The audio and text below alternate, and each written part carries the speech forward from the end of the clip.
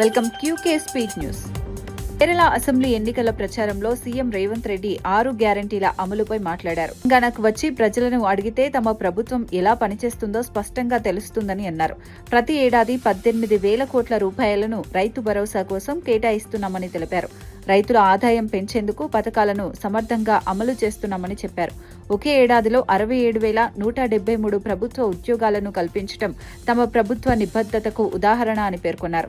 యువతకు ఉపాధి కల్పన ప్రధాన లక్ష్యమని వివరించారు. సంక్షేమంతో పాటు అభివృద్ధి కూడా సమాంతరంగా కొనసాగుతోందని తెలిపారు. ప్రజల విశ్వాసంతోనే ఈ ఫలితాలు సాధ్యమయ్యాయని చెప్పారు.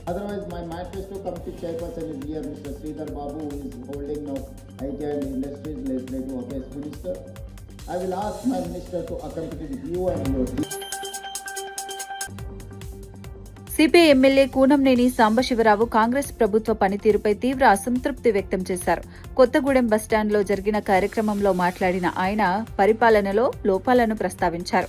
ప్రస్తుత బీపీ పెరుగుతోందని వ్యాఖ్యానించారు. తిట్టలేక ఇలా మాట్లాడాల్సి వస్తోందని అన్నారు. ప్రభుత్వానికి తెలివి, పట్టుదల, దీక్ష అవసరమని, ఇవి కనిపించడం లేదని విమర్శించారు. ప్రజల సమస్యలను సమర్థవంతంగా పరిష్కరించడంలో ప్రభుత్వం విఫలమైందని పేర్కొన్నారు. అభివృద్ధి పనులు ఆశించిన స్థాయిలో జరగడం లేదని చెప్పారు. ప్రజలకు ఇచ్చిన హామీలు అమలు చేయాలని డిమాండ్ చేశారు. మీరు ఈ మహిళలందరికీ శుభాకాంక్షలు తెలియజేస్తూ ఖచ్చితంగా ఈ మనం కొత్త దీని స్వరూపం మార్చుకునే వరకు కూడా పోరాటం చేద్దాం, సాధించుకుందాం. మీరందరూ నా పైన అందులో ఆర్టీసీ సోదరులు ఎంతో ప్రేమతో ఉంటారు. నాకు అనుబంధం. మీ అందరికీ మీ సమస్యల పరిష్కారం కోసం ఫైట్ చేస్తున్నాను.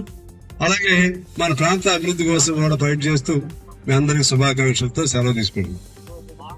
సో ఆ విధంగా బస్సులు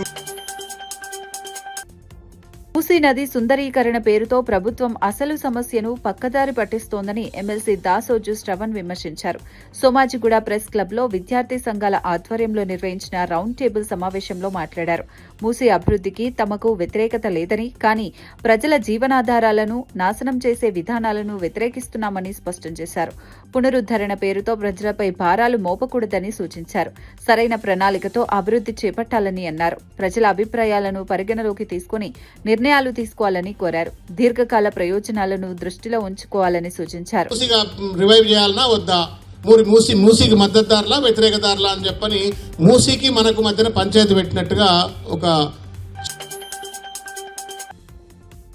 దక్షిణ మధ్య రైల్వే జోన్ 2025-26 ఆర్థిక సంవత్సరంలో రికార్డు స్థాయి ఆదాయం నమోదు చేసింది. జోన్ చరిత్రలోనే మొదటిసారి మొత్తం 21,211.92 కోట్ల రూపాయల స్థూల ఆదాయం లభించినట్లు జీఎం సంజయ్ కుమార్ శ్రీవాస్తవ తెలిపారు. సరుకు రవాణా ద్వారా 13,835 కోట్లకు పైగా ఆదాయం వచ్చిందని చెప్పారు. ప్రయాణికుల ద్వారా 6,235 కోట్ల రూపాయలు సమకూరినట్లు వివరించారు. మిగతా ఆదాయం ఇతర వనరుల ద్వారా లభించిందన్నారు.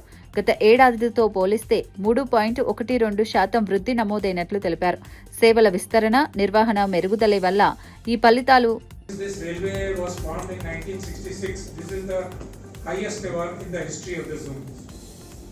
The previous highest was 144 million ton in 2024-25. The originating freight revenue, of course, this because our loading has also gone, so originating freight revenue has also gone up. This is now this year 13,575 crore as originating freight revenue. Again, this is the highest freight revenue registered by the zone in any financial year in the history of the zone. కీలక నేత హరీష్ రావుకు షాద్ నగర్ లో ఘన స్వాగతం లభించింది. ఆయన పర్యటన సందర్భంగా పార్టీ కార్యకర్తలు, అభిమానులు పెద్ద ఎత్తున తరలివచ్చారు. ప్రాంతం మొత్తం గులాబీ జెండాలతో కలకల్లాడింది. కార్యకర్తలు నినాదాలు చేస్తూ భారీ ర్యాలీ నిర్వహించారు. హరీష్ రావుకు పూలమాలలతో ఘనంగా సత్కారం చేశారు. ఈ పర్యటనలో స్థానిక బీఆర్ఎస్ క్యాడర్లో ఉత్సాహం పెరిగింది. పార్టీ కార్యకలాపాలు మరింత వేగమందుకునేలా మారాయి. నాయకత్వంపై విశ్వాసం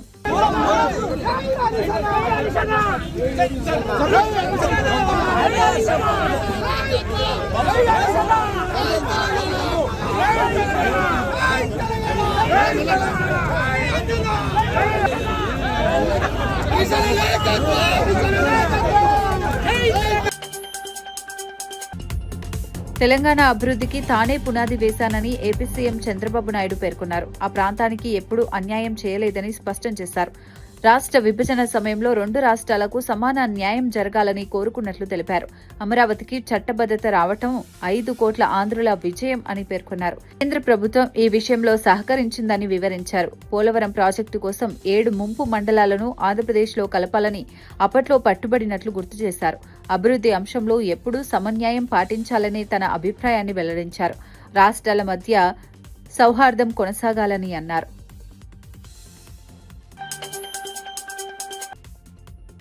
ఇరాన్ సైన్యాధిపతి అమెరికా, ఇజ్రాయెల్ దేశాలకు కఠిన హెచ్చరికలు జారీ చేశారు. తమ దేశంపై దాడులకు దిగితే తీవ్రమైన పరిణామాలుంటాయని స్పష్టం చేశారు. ఇరాన్ సైనిక శక్తి, క్షిపణి వ్యవస్థలపై శత్రువులకు పూర్తి అవగాహన లేదని పేర్కొన్నారు. వ్యూహాత్మక ప్రాంతాలు వారి అంచనాలకు అందవని తెలిపారు.